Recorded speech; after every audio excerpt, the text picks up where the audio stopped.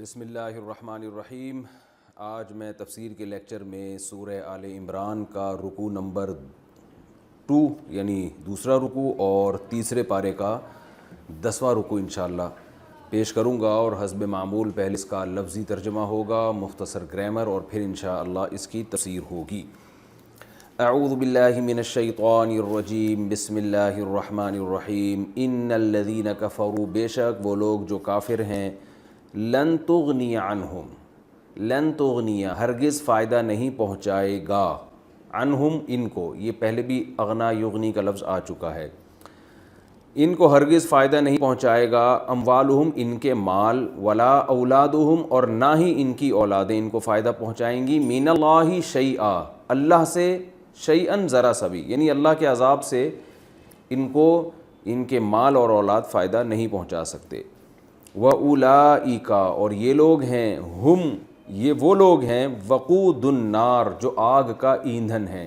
وقود کہتے ہیں آگ میں جو لکڑیاں جلائی جاتی ہیں، جو آگ کو بھڑکانے کے لیے، یا کوئی بھی ایندھن جس سے آگ کو بھڑکایا جائے، تو فرمایا کہ یہ آگ کا ایندھن ہوں گے۔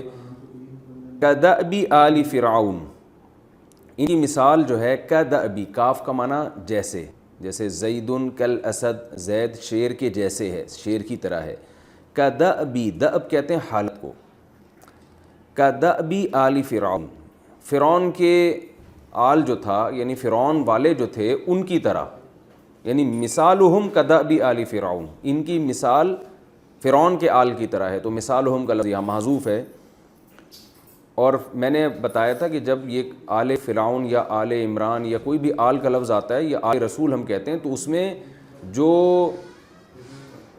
جس کی طرف آل کی نسبت کی جا رہی ہے وہ خود بھی شامل ہوتا ہے، جیسے آل فرعون میں فرعون خود بھی شامل ہے، آل رسول میں رسول خود بھی شامل ہوتے ہیں، آل عمران میں عمران خود بھی شامل ہے۔ کَدَأْبِ آلِ فرعون ان کی مثال فرعونیوں کی حالت کی طرح ہے، وَالَّذِينَ مِن قَبْلِهِمْ اور ان لوگوں کی طرح جو ان سے پہلے گزر چکے ہیں، کذبوا بآیاتنا ان سب نے ہماری آیات کا انکار کیا تھا، فأخذهم اللہ بذنوبہم اللہ نے پکڑ لیا تھا ان کو ان کے گناہوں کی وجہ سے، واللہ شدید العقاب اور اللہ سخت عذاب والا ہے، عقاب عذاب کو کہتے ہیں۔ قل کہہ دیجئے اے نبی آپ کہہ دیجئے، للذین کفروا وہ لوگ جو کافر ہیں ان سے کہہ دیجئے، ستغلبون سین کا معنی عن قریب، تغلبون پیسو وائس ہے، تضربون کی طرح، تضربون مارے جاتے ہو تم، تغلبون غلبہ حاصل کیا جائے گا تم پہ، مغلوب ہو جاؤ گے تم، وتحضرون اور حاضر کیے جاؤ گے تم، احضر یحضر احضارن کا معنی ہوتا ہے حاضر کرنا، اکرم یکرم اکرامن کی طرح، تو یحضرو کا معنی حاضر کرتا ہے وہ، یحضرو حاضر کیا جاتا ہے وہ پیسو وائس، اور تحضرون حاضر کیے جاؤ گے تم، سوری یہ تحضرون نہیں ہے، تحشرون ہے، اس کا بھی وہی معنی ہے، جمع کیے جاؤ گے تم۔ قل للذین کفروا کہہ دیجئے کہ ان لوگوں سے جو کافر ہیں، ستغلبون عن قریب تم مغلوب ہو جاؤ گے، وتحشرون اور تم جمع کیے جاؤ گے، حشر یحشر، حشر یحشر حشرن کا معنی جمع کرنا، تحشرون یہ بھی پیسو وائس ہے، تم جمع کیے جاؤ گے، الی جہنم جہنم کی طرف، وبئس المہاد اور کیا ہی برا ٹھکانہ ہے، مہاد بستر کو کہا جاتا ہے، بچے کا جو ماں جو مہد تیار کرتی ہے نا اس کے لیے، جس میں بچے کو لٹایا جاتا ہے، یعنی تمہارا جو ٹھکانہ ہے اس کو ٹھکانہ بھی کہتے ہیں۔ بیسا یہ فعل تعجب ہے، یعنی اللہ گویا تعجب کر رہے ہیں کہ کیا ہی برا ٹھکانہ ہے وہ۔ قد کان لکم آیتن تحقیق ہے تمہارے لیے، آیتن یعنی کافروں سے خطاب ہو رہا ہے تمہارے لیے، آیتن نشانی، فی فئتینی، فئہ جماعت کو کہتے ہیں، جیسے پہلے گزر چکا ہے نا، کم من فئۃ قلیلۃ غلبت فئۃ کثیرۃ باذن اللہ، کتنی ہی چھوٹی جماعتیں ایسی ہیں جو اللہ کے حکم سے بڑی جماعتوں پر غالب آئیں، یہ سورہ بقرہ میں گزر چکا ہے یہ۔ تو فئہ جماعت کو، فئتانی اور فئتینی دو جماعتیں، التقطا، التقطا اکتسبا کی طرح ہے، اس کا معنی ہے ملاقات کرنا، التقاء افتعال، تو اصل میں تھا التقیتا، اکتسبتا، اکتسبا اکتسبا، اکتسبو اکتسبت اکتسبتا، اکتسبتا ان دونوں عورتوں نے کمایا، تو التقیتا تھا اصل میں، یا کو حذف کر دیا تو بن گیا التقطا، ان دونوں جماعتوں نے ملاقاتیں کی۔ دوبارہ ترجمہ کر دیتا ہوں، قد کان لکم آیتن، تمہارے لیے نشانی ہے، فی فئتین، دو جماعتوں میں، التقطا، جنہوں نے آپس میں ملاقات کی۔ فئتن، ایک جماعت جو تھی، تقاتل فی سبیل اللہ، وہ لڑ رہی تھی اللہ کی راہ میں، وأخری، اور جو دوسری جماعت تھی، کافرتن، وہ کافر جماعت تھی، یرونہم، یرونا دیکھنا، کئی بار گزر چکا ہے، یرونہم، وہ کافر جماعت کے لوگ دیکھ رہے تھے، ہم مسلمانوں کو، مثلیہم، اپنے سے دگنا، مثل کہتے ہیں ہم مثل کو، مثلانی کا معنی ہوتا ہے دو مثل یعنی دگنا، مثلینی بھی یہی مطلب ہے دو مثل، اور جب مثلینی کو مضاف کر دیا ہم کی طرف تو نون کو گرا دیا تو بن گیا مثلیہم، کیا مطلب؟ ان کافروں کے دو مثل۔ اب لفظی ترجمہ سمجھیں، وَأُخْرَى كَافِرَةٌ، دوسری جماعت کافر تھی، يَرَوْنَهُمْ، جو ان مسلمانوں کو دیکھ رہی تھی، مثلیہم، اپنے سے دگنی، یعنی ہم کی ضمیر کا مرجع کافر بھی ہو سکتے ہیں مسلمان بھی، اگر کافر مراد دیے جائیں تو مطلب یہ ہوگا کہ وہ دیکھ رہی تھی کہ یہ مسلمان ہم سے دگنے ہیں، اور اگر اس کو ضمیر کو ہم لے کے جائیں مسلمان مراد ہوں تو اس کا مطلب جتنے مسلمان تھے تو کافر ان کو ان سے دگنا دیکھ رہے تھے، یعنی اللہ نے ان کی نظروں کو ایسا کر دیا، سحر کر دیا اللہ نے، یا اللہ نے کچھ ایسا ان کی نظروں میں جو ہے نا کچھ ڈال دیا کہ ان کو جو مسلمان تھے وہ جتنے تھے اس سے دگنے لگ رہے تھے، تو رأی العین، اور یہ لگ بھی رہے تھے محض خواب و خیال میں نہیں بلکہ رأی العین، عین کہتے ہیں آنکھوں کو، رأی کا معنی دیکھنا، آنکھوں سے دیکھنے سے، یعنی کوئی صرف وہم نہیں ہو رہا تھا بلکہ آنکھوں سے ایسا نظر آ رہا تھا کافروں کو کہ یہ جو مسلمان ہیں یہ ہم سے دگنے ہیں۔ واللہ یؤید، اور اللہ تائید کرے، اید یؤید تأییدا، سبح یسبح تسبیحا کی طرح، اور اللہ تائید کرتا ہے بنصرہ، اپنی نصر، اپنی مدد کے ذریعے، من یشاء، جس کو چاہتا ہے تائید کرتا ہے، اس کو طاقت دیتا ہے۔ ان فی ذالک، بے شک اس واقعے میں، لعبرۃ، لام تاکید کے لیے، عبرت کا معنی عبرت، لی کا معنی لیے، اولی الابصار، بصر والوں کے لیے، یعنی آنکھوں نگاہ والوں کے لیے اس واقعے میں بڑی عبرت ہے، بصیرت والوں کے لیے اس واقعے میں بڑی عبرت ہے۔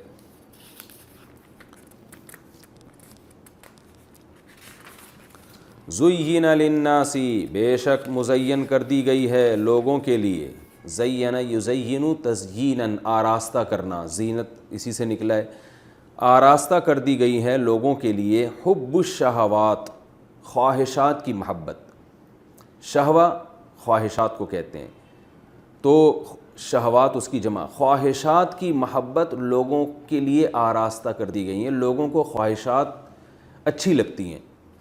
وہ خواہشات کیا ہیں؟ من النساء، من بیانیہ بھی ہوتا ہے، میں نے کئی بار آپ کو بتایا ہے کہ بعض دفعہ پیچھے ایک لفظ مبہم ہوتا ہے تو اس کی تفصیل جب بیان ہوگی تو لفظ من سے ہوتی ہے، اور ایسے من کا ترجمہ ہم کرتے ہیں یعنی سے، جیسے ہم کوئی مبہم بات کرتے ہیں نا تو اپنی آپ کو اپنی بات کو جب خود ڈیفائن کرتے ہیں تو ہم کہتے ہیں یعنی اس کا مطلب یہ ہے، اٹ مینز، جس کو انگلش میں کہتے ہیں کہ اس کا مطلب یہ ہے۔ زُیِّنَ لِلنَّاسِ حُبُّ الشَّہَوَاتِ، لوگوں کی نظروں میں خواہشات کی محبت مزین کر دی گئی ہے۔ وہ خواہشات سے کیا مراد ہے؟ من النساء، یعنی عورتیں مزین کر دی گئی ہیں، والبنین، بیٹے مزین کر دیے گئے ہیں، وہ اچھے لگتے ہیں، والقناطیر المقنطرہ، قناطیر قنطار کی جمع ہے، ایک ڈھیر کو کہتے ہیں، بہت زیادہ مال کا ایک ڈھیر، اور مقنطرہ، قنطرہ یقنطرو، اس کا معنی ہوتا ہے جمع کرنا، تہ بتہ لگانا کسی چیز کو، تو مقنطرہ یہ پیسے اس میں مجہول ہے، کیا مطلب؟ وہ ڈھیر جو جمع کیے گئے ہوں، یعنی لوگوں کی نظروں میں عورتوں کی محبت، بیٹوں کی محبت، اور جمع شدہ جو ڈھیر ہیں ان کی محبت، من الذہبی، یعنی سونے کے ڈھیر، میں نے بتایا نا، پھر وہ من آ گیا بیان کرنے کے لیے کہ بھئی ڈھیر تو ہے لیکن اس میں ابہام ہے، کس چیز کا ڈھیر؟ تو آگے اللہ فرماتے ہیں کہ وہ جو ڈھیر ہے، من الذہبی، ذہب سونے کو کہتے ہیں، وہ سونے کے، والفضتی، اور چاندی کے، یعنی سونے اور چاندی کے ڈھیر بھی لوگوں کو بڑے اچھے لگتے ہیں، ہر آدمی چاہتا ہے میرے پاس ہوں۔ والخیل المسومتی، اور خیل یعنی گھوڑے، مسومہ نشان زدہ، سومہ یسوم تسویماً کا معنی ہوتا ہے نشان لگانا. تو گھوڑے جو اعلیٰ نسل کے ہوتے تھے نا، عرب لوگ اس پہ علامت کے طور پہ نشان لگا کے رکھتے. نشان زدہ گھوڑے بھی اچھے لگتے ہیں. والانعام، اور چوپائے یعنی جو عام چوپائے ہیں، ریوڑ ہیں جانوروں کے. والحرث، اور کھیتی، یہ سب چیزیں لوگوں کو اچھی لگتی ہیں. ذالک متاع الحیات الدنیا، یہ دنیاوی زندگی کا متاع ہے. متاع کہتے ہیں تھوڑا سا سامان جو انسان سفر میں ساتھ لے کے جائے، دنیاوی زندگی کا تھوڑا سا سامان ہے. واللہ عندہ، اور اللہ اس کے پاس حسن المآب. مآب کہتے ہیں ٹھکانے کو. آبا یعوب، اوبن کا معنی ہوتا ہے لوٹنا، مآب لوٹنے کی جگہ. اواب بھی کہتے ہیں نا جو اللہ کی طرف لوٹنے والا ہے، اواب بہت زیادہ لوٹنے والا. حدیث میں دعا آتی ہے آئبون تائبون، جب سفر سے واپس آئے نا تو آئبون یعنی ہم واپس لوٹنے والے ہیں. تائبون، اور توبہ کرنے والے ہیں. لربنا حامدون، اپنے رب کی حمد کرنے والے ہیں. تو واللہ عندہ حسن المآب، اور اللہ وہ ذات ہے کہ اس کے پاس اچھا ٹھکانہ ہے. قل، اے نبی آپ ان سے کہہ دیجئے، اُنبئکم، کا معنی کیا، انبئ، نبأ ینبئ، خبر دینا. نبا خبر کو کہتے ہیں. عما یتساءلون میں گزرا نا، عن النبأ العظیم. تو نبأ ینبئ کا معنی سبح یسبح کی طرح خبر دینا. قل، اے نبی ان سے کہہ دیجئے، انبئکم، کیا میں تمہیں خبر دوں، بخیر من ذالکم، اس سے بھی بہتر چیز کی. یہ جو پیچھے تذکرہ گزرا ہے نا، عورتیں، بیٹے اور سونے چاندی کے ڈھیر اور گھوڑے اور سواریاں اور یہ ساری چیزیں، کیا میں تمہیں اس سے بہتر کی خبر نہ دوں. للذین اتقوا، وہ ان لوگوں کے لیے، اتقوا جو تقوی اختیار کرتے ہیں، عند ربہم اپنے رب کے پاس، جنات باغات ہیں، تجری من تحتها الانہار جن کے نیچے نہریں بہتی ہیں، خالدین فیہا اور وہ لوگ اس میں ہمیشہ رہیں گے، وازواج اور بیویاں ہوں گی، زوج کی جمع ازواج، مطہرۃ پاکیزہ. مطہر، طہر یطہر تطہیراً کا معنی کسی کو پاک کر دینا، تو مطہرۃ پاک شدہ پاکیزہ بیویاں ہوں گی. ورضوان اور رضا ہوگی، من اللہ اللہ کی طرف سے، یعنی اللہ بھی خوش ہوگا ان سے. واللہ بصیر بالعباد اور اللہ بصیر ہے، دیکھ رہا ہے، بالعباد اپنے ایسے بندوں کو. العباد میں الف لام کا مطلب مخصوص بندے، یعنی جو اس طرح کے بندے ہوں جو ان چیزوں کی چاہت میں لگے ہوں، آخرت کی کوشش میں متقی ہوں، اللہ ان سے خوب باخبر ہے. الذین، یہ اللہ کے بندے یہ وہ لوگ ہیں، یقولون جو یہ کہتے ہیں، ربنا اے ہمارے رب، اننا آمنا بے شک ہم ایمان لے آئے، فاغفر لنا پس تو معاف کر دے ہمارے لیے، ذنوبنا ہمارے گناہوں کو، وقینا اور بچا تو ہم کو. وقینا میں پہلے بتا چکا ہوں، یہ واو الگ ہے، نا الگ ہے، قی الگ ہے. یہ جب سورہ بقرہ چل رہی تھی نا تو ربنا آتنا فی الدنیا حسنہ وفی الآخرۃ حسنۃ وقینا عذاب النار میں نے اس کی ڈیٹیل بتائی تھی، یہ کون سا صیغہ ہے. وقینا اور بچا تو ہمیں عذاب النار، آگ کے عذاب سے. الصابرین یہ وہ لوگ ہیں جو صبر کرتے ہیں. والصادقین صدق سے نکلا ہے سچا، صادق اور امین کا لفظ سنا ہوگا نا. صادقین یہ سچے لوگ ہوتے ہیں. والقانتین اللہ کے بھرپور فرما بردار ہوتے ہیں. قنوت فرما برداری کو کہا جاتا ہے، عاجزی انکساری کو کہا جاتا ہے. دعائے قنوت بھی اسی سے نکلا ہے، اس میں ہم اپنے آپ کو گویا اللہ کے سپرد کر رہے ہوتے ہیں. تو والقانتین یہ عاجزی کرتے ہیں اللہ کے سامنے، اس کی فرما برداری کرتے ہیں. والمنفقین انفق ينفق انفاقا خرچ کرنا، خرچ کرنے والے ہیں اللہ کی راہ میں. والمستغفرین اور استغفار کرنے والے ہیں، گناہوں سے توبہ کرنے والے ہیں. بالاسحار سحری کے وقتوں میں. سحر کہتے ہیں سحری کا وقت جو صبح صادق سے پہلے ہوتا ہے، اسحار اس کی جمع. تو سحری کے وقتوں میں یہ توبہ اور استغفار کرتے ہیں اٹھ کے. شہید اللہ اللہ گواہی دیتا ہے، انہو اس بات کی کہ بے شک لا الہ الا ہو اس کے سوا کوئی عبادت کے لائق نہیں ہے. والملائکۃ فرشتے بھی گواہی دیتے ہیں. وَأُولُو الْعِلْمِ اور علم والے لوگ بھی گواہی دیتے ہیں. قائما بالقسط، قائما کا معنی کھڑے ہو کر، بالقسط انصاف، انصاف کے ساتھ کھڑے ہو کر یہ اہل علم گواہی دیتے ہیں کہ اللہ عبادت کے لائق صرف اللہ کی ذات ہے، یعنی انصاف پر قائم رہتے ہوئے یہ گواہی دیتے ہیں، لا الہ الا ہو، کوئی عبادت کے لائق نہیں ہے مگر وہ اللہ، العزیز زبردست غالب ہے، الحکیم حکمت والا ہے، ان الدین بے شک جو دین ہے، عند اللہ اللہ کی نظر میں، الاسلام صرف اسلام ہے، وما اختلف الذین اور نہیں اختلاف کیا، ما کا معنی نہیں اختلاف کیا، الذین ان لوگوں نے، اوتوا الکتاب جن کو کتاب دی گئی، الا من بعد ما جاءہم العلم مگر بعد اس کے کہ ان کے پاس علم آ چکا تھا، علم آنے کے بعد انہوں نے اختلاف کیا ہے، بغیم بینہم آپس میں ایک دوسرے پر سرکشی کرتے ہوئے،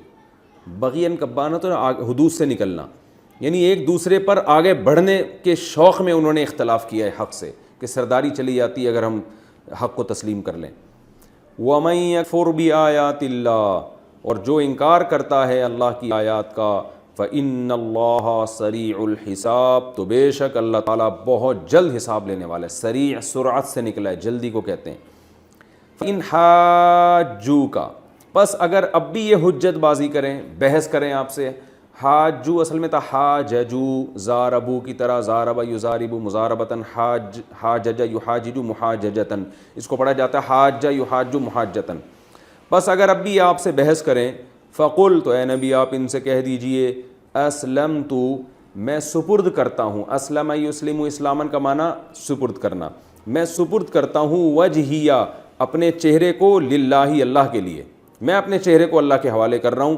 ومن اور وہ لوگ بھی حوالے کر رہے ہیں، اتبعنی اتباع کی انہوں نے، نی میری، تو الف بھی سائلنٹ ہو گیا اور نون کے بعد یا بھی حذف ہو گیا شارٹ میں، اور من کو من اتباعی ملا کے جب پڑھیں گے تو من اتباع، یعنی اے نبی آپ ان سے کہہ دیجئے کہ میں اپنے چہرے کو اللہ کے حوالے کر رہا ہوں، ومن اور وہ لوگ بھی کر رہے ہیں یہ کام، اتبعنی جو میری اتباع کرتے ہیں، میرے فالوورز جو ہیں وہ بھی اپنے آپ کو اللہ کے سپرد کرتے ہیں، وقل اور اے نبی ان سے کہہ دیجئے، للذین اوتوا الکتاب ان لوگوں سے کہہ دیجئے جن کو کتاب دی گئی ہے، والامیین اور ان لوگوں کو بھی جو لکھنا پڑھنا نہیں جانتے، یعنی مشرکین مکہ، ان سے کیا کہہ دیجئے، اسلمتم کیا تم بھی اسلام لاتے ہو، تم بھی اپنے آپ کو اللہ کے سپرد کرتے ہو، فَإِنْ أَسْلَمُوا پس اگر یہ بھی اپنے آپ کو اسی طرح اللہ کے سپرد کر دیں، فَقَدِ اهْتَدَوْا اصل میں تھا اهتدوا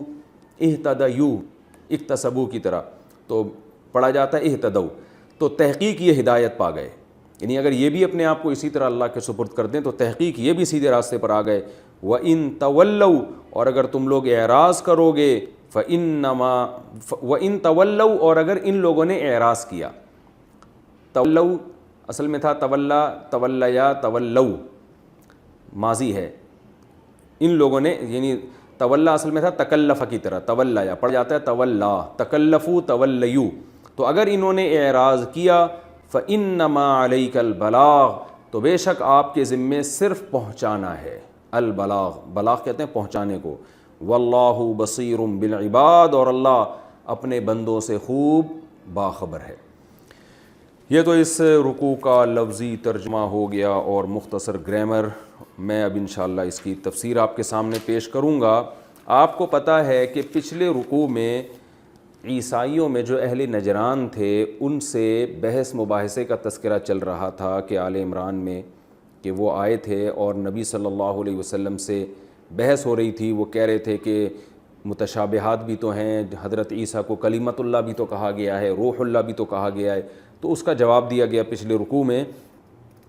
اب اس رکوع میں اللہ تعالیٰ جو لوگ دلائل کی دنیا میں ہار جانے کے باوجود بھی ڈھٹائی سے باطل دین پر ڈٹے ہوئے ہیں، تو ان کو دو طرح سے ڈرایا جا رہا ہے۔ ایک یہ کہ جیسے تم بحث کی دنیا میں ہار گئے ہو، مغلوب ہو گئے ہو، تو ایسے ہی یہ ذہن میں رکھو کہ میدان جنگ میں بھی تم کو شکست ہوگی، کیونکہ اب آخری نبی آ چکے ہیں اور اللہ نے اپنے دین کو غالب کرنا ہے۔ تو دلائل کی دنیا میں جیسے تم سے جواب نہیں بن پڑا، محمد صلی اللہ علیہ وسلم کے سامنے تم حضرت عیسیٰ ابن مریم کو اللہ کا بیٹا نہیں ثابت کر سکے اور خدا نہیں ثابت کر سکے، تو جیسے دلائل کی دنیا میں تم ہارے ہو، تو اللہ کے نبی کو حکم دیا کہ ان کو بتا دیں کہ میدان جنگ میں بھی تمہیں شکست ہوگی، اور دوسری بات ان کو یہ بھی بتا دیا جائے کہ آخرت میں بھی تم برباد ہو جاؤ گے، تو نہ دنیا کے رہو گے نہ آخرت کے رہو گے۔ تو یہ پورے رکوع کا حاصل یہی ہے۔ اس لیے اللہ نے فرمایا ان الذین کفروا، بے شک جو لوگ کافر ہیں، مراد اس سے عام طور پر جو اہل کتاب تھے جو نبی کے پاس آئے تھے، ان کو بتا دیجئے لن تغنی عنہم اموالہم ولا اولادہم من اللہ شیئا، کہ تمہیں تمہارے مال اور تمہاری اولاد ذرہ برابر بھی اللہ سے کام نہیں آئیں گی۔ جب تک اپنا عقیدہ درست نہیں کر لیتے اور دین برحق کو قبول نہیں کر لیتے تو اپنے مال اور اپنی اولاد پہ فخر کا کوئی فائدہ نہیں ہے۔ وَأُولَٰئِكَ هُمْ وَقُودُ النَّارِ، یہ وہ لوگ ہیں جو آگ کا ایندھن ہیں۔ كَدَأْبِ آلِ فرعون، اور ان کی مثال آل فرعون کی طرح ہے۔ وَالَّذِينَ مِن قَبْلِهِمْ، اور ان سے پہلے لوگوں کی طرح۔ فرعون کے پاس کس قدر مال تھا، حکومت بھی تھی، مال بھی تھا، ساری دنیا کی ساری نعمتیں اس کے پاس تھیں، لیکن اس نے اللہ کی آیات کا انکار کیا، جس کا نتیجہ کیا نکلا؟ تو اہل کتاب کو بھی ڈرایا جا رہا ہے کہ تم بھی جو نبی سے مناظرے کے لیے آئے تھے، اگر انکار کرو گے تو تمہارا بھی وہی حشر ہوگا۔ کذبوا بآیاتنا، ان سب میں قدر مشترک یہ چیز تھی کہ انہوں نے ہماری آیات کا انکار کیا۔ فأخذهم اللہ بذنوبہم، اللہ نے ان کو پکڑ لیا ان کے گناہوں کے سبب۔ واللہ شدید العقاب، اللہ سخت عذاب والا ہے۔ یہ تو آخرت کا عذاب ہوگا۔ اب نبی کو حکم دیا جا رہا ہے ان کو دنیا کے عذاب سے بھی ڈرائیں۔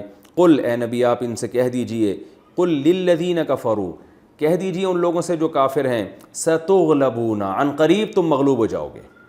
اور یہ قرآن کی پیش گوئی پوری ہوئی کہ آپ صلی اللہ علیہ وسلم کی پورے جزیرہ عرب پہ حکومت قائم ہو گئی، یہودی بھی مغلوب، عیسائی بھی مغلوب، اور مشرکین مکہ تو فتح مکہ کے وقت ہی مغلوب ہو گئے تھے۔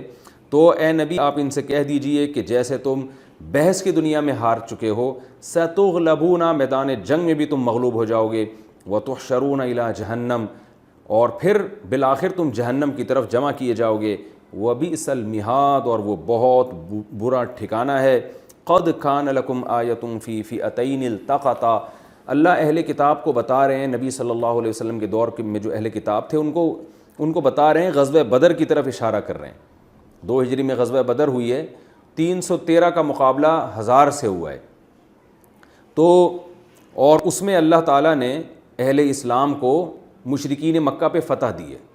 تو اللہ فرما رہے ہیں اہل کتاب سے کہ جو اللہ 313 کو 1000 پہ غالب کر سکتا ہے، اسباب کی دنیا میں یہ ممکن نہیں ہے، کیونکہ ان کے پاس کچھ بھی نہیں تھا اور وہ اسلحے سے لیس تھے، اور ان کے پاس سواریاں بھی تھیں، اور یہاں زیادہ تر لوگ پیدل تھے۔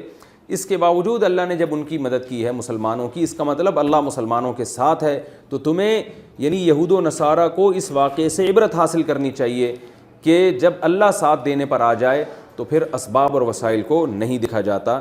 قد کان لکم آیۃ، تمہارے لیے ایک نشانی ہے، فی فئتین، 2 جماعتوں میں، التقطا، جن کی آپس میں ملاقات ہوئی تھی، یعنی بدر کے میدان میں 2 جماعتیں آپس میں ملی تھیں، اس واقعے میں عبرت کا سامان ہے۔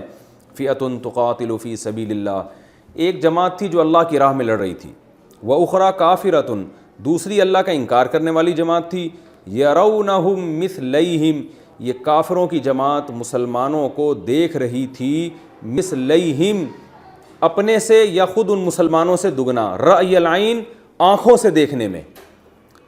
یہ ہوا یہ تھا کہ مسلمان تھے بہت تھوڑے اور غیر مسلم تھے بہت زیادہ۔ آپ کو پتہ ہے کہ جنگ میں جب آپ پر کسی کا رعب قائم ہو جائے تو آپ کے حوصلے ویسے ہی پست ہو جاتے ہیں۔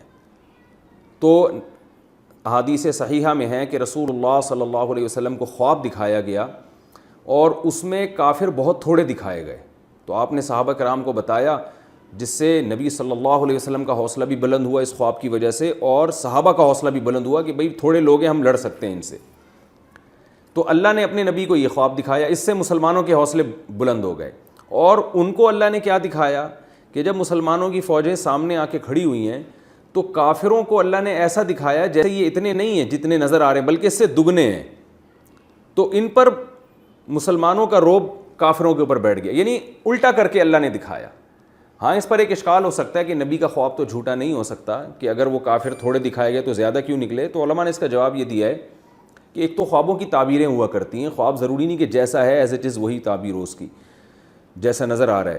دوسری بات یہ کہ اللہ نے کم دکھانا یہ اس کی علامت نہیں ہے کہ اللہ یہ بتا رہا ہے کہ وہ کم ہے، بلکہ یہ اس کی علامت خواب میں یہ دکھایا جا رہا ہے کہ آپ کو ہم اتنے دکھا رہے ہیں.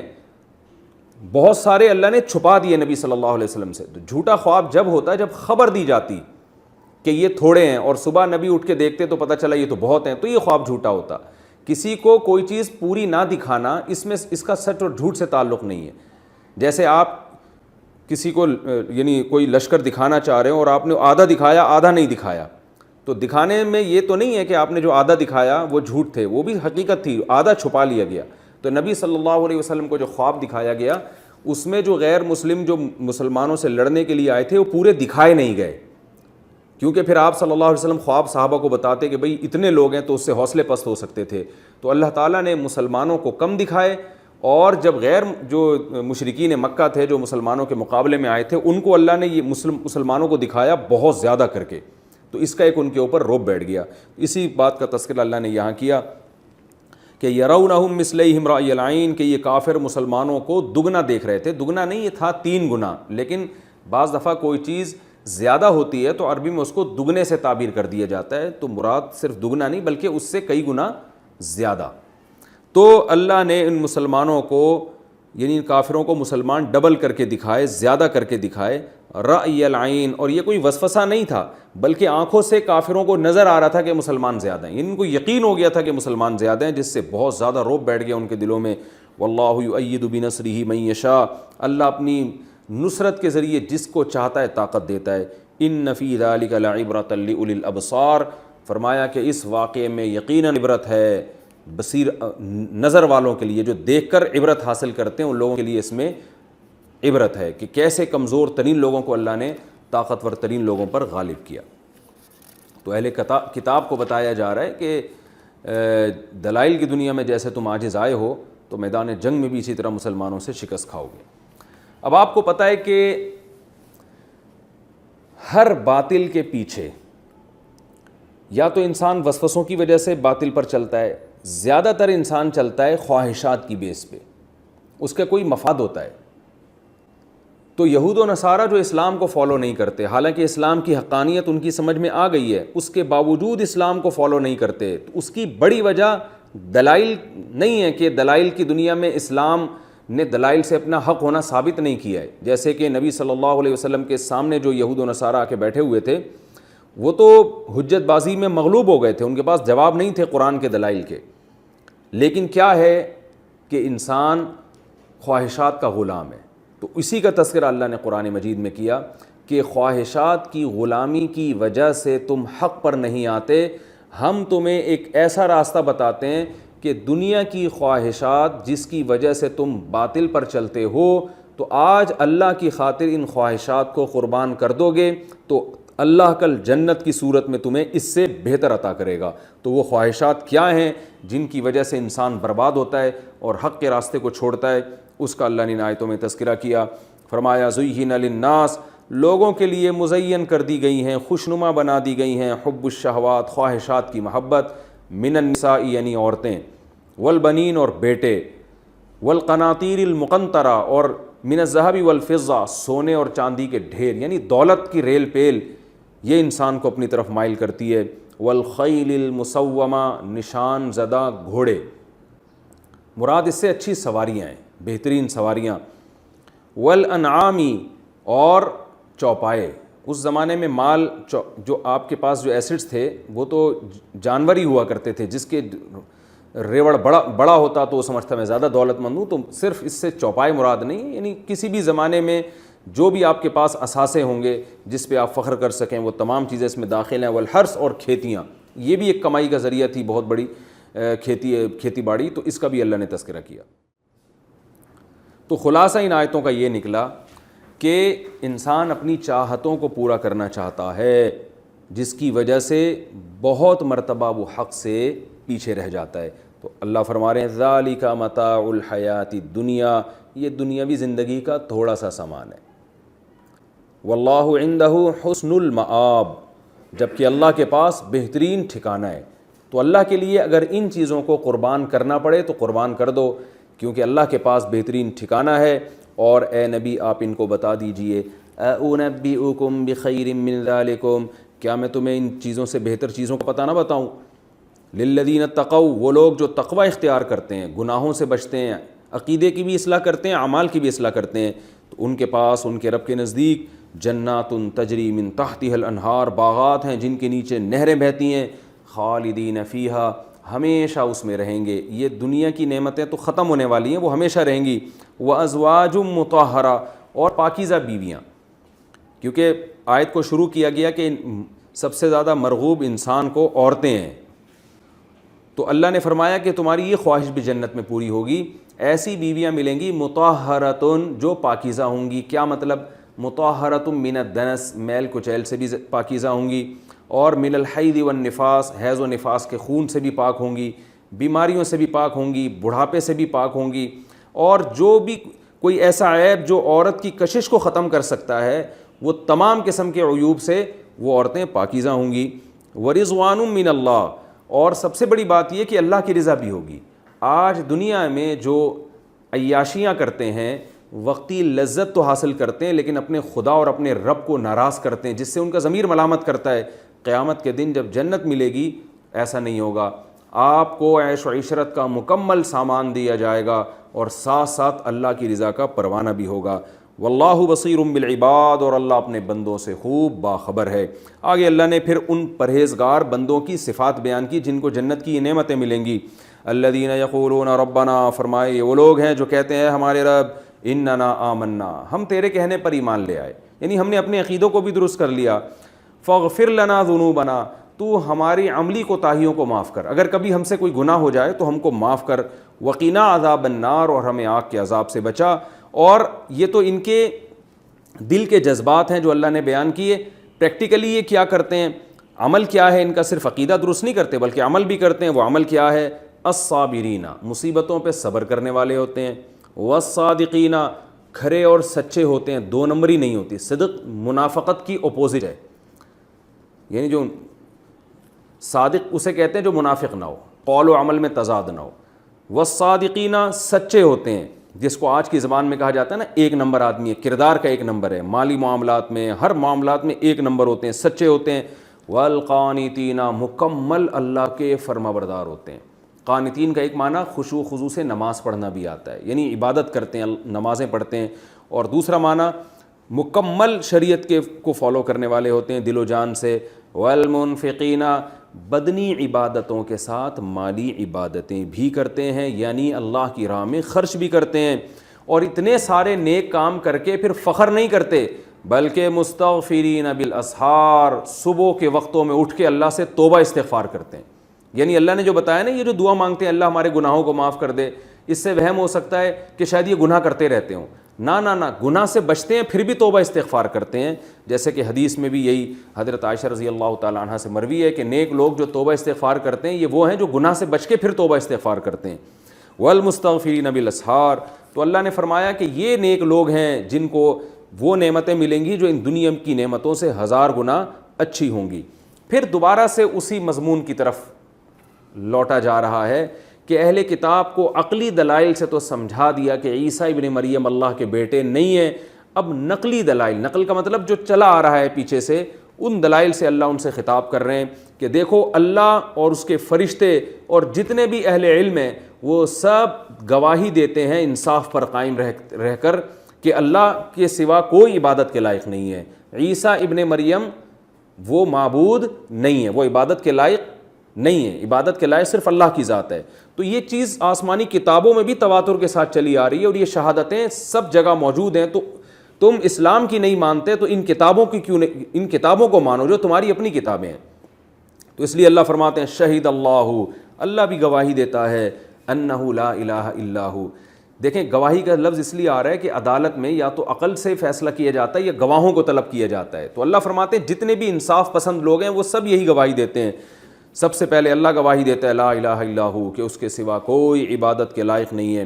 والملائکۃ، فرشتے بھی گواہی دیتے ہیں، اور فرشتوں کی گواہی تمام آسمانی کتابوں میں ہے۔ وَأُولُو الْعِلْم، اور جو علم والے، حقیقی علم والے لوگ ہیں، چاہے وہ یہودیوں میں ہوں، چاہے وہ عیسائیوں میں ہوں، چاہے وہ مسلمانوں میں ہوں، اور آج بھی گواہی دیتے ہیں۔ آج بھی بہت سے پادری ہیں جو اس بات کی گواہی دیتے ہیں کہ یہ غلط نظریہ ہے جو عیسیٰ ابن مریم کے بارے میں معبود کہا گیا ہے، جو لبرل قسم کے ان کے لوگ ہیں، جو حقیقی لبرل ہیں، نام نہاد لبرل نہیں ہے۔ وَأُولُو الْعِلْمِ، اور علم والے لوگ بھی گواہی دیتے ہیں انصاف کے ساتھ قائم رہتے ہوئے۔ پھر ان تمام گواہیوں کے بعد اللہ نتیجہ نکالتے ہوئے فرماتے ہیں لا الہ الا ہو، حقیقت یہی ہے کہ اس اللہ کے سوا کوئی عبادت کے لائق نہیں ہے، العزیز، وہ زبردست غالب ہے، الحکیم، حکمت والا ہے۔ یہاں تک تو اہل کتاب سے جو دلائل بیان کیے جا رہے تھے اس میں عقلی، نقلی اور دلائل اور دھمکیاں، یہ ساری باتیں مکمل ہوئیں۔ آگے اللہ تعالیٰ ایک اصول اور ضابطہ بیان کر رہے ہیں، کیونکہ یہود و نصارہ میں بعض یہ بھی کہتے تھے کہ ٹھیک ہے اسلام بھی برحق مذہب ہے، ہمارے لیے عیسائیت ہے، تمہارے لیے اسلام ہے، تو اللہ نے اس کا بھی جواب دے دیا، ان الدین عند اللہ الاسلام، دین اللہ کی نظر میں صرف اسلام ہے۔ یعنی جب اسلام دنیا میں آ گیا تو اب تمام دین منسوخ ہو گئے، یعنی حقیقی مذہب اب صرف اور صرف اسلام ہے۔ سوال پیدا ہوتا ہے جب اتنا اسلام میں جان ہے کہ اب اسلام کسی اور کو قبول ہی نہیں کرتا، اور اللہ یہ اعلان کر رہے ہیں کہ اسلام کے علاوہ کوئی اور مذہب میں مانوں گا ہی نہیں، تو پھر اس سے تو کسی کو بھی اختلاف نہیں کرنا چاہیے تھا، اس کے برحق ہونے کے دلائل تو بہت مضبوط ہوتے۔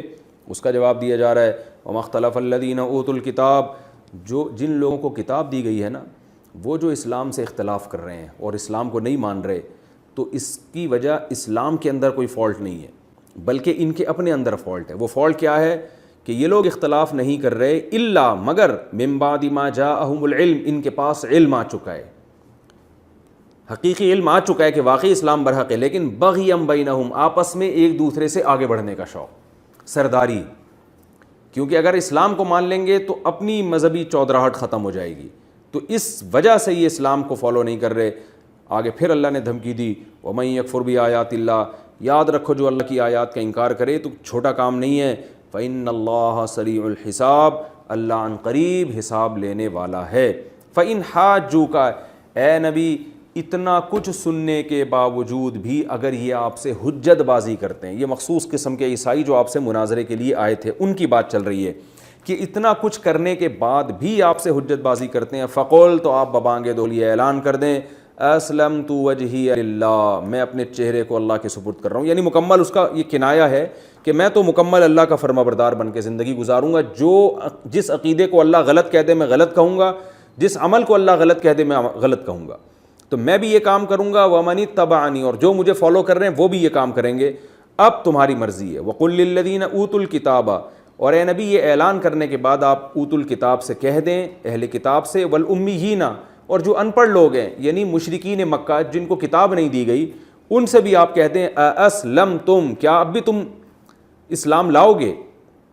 یعنی کیا اتنا کچھ ہونے کے بعد ہم تمہیں آفر کر رہے ہیں کہ کیا تم اسلام لے کر آؤ گے؟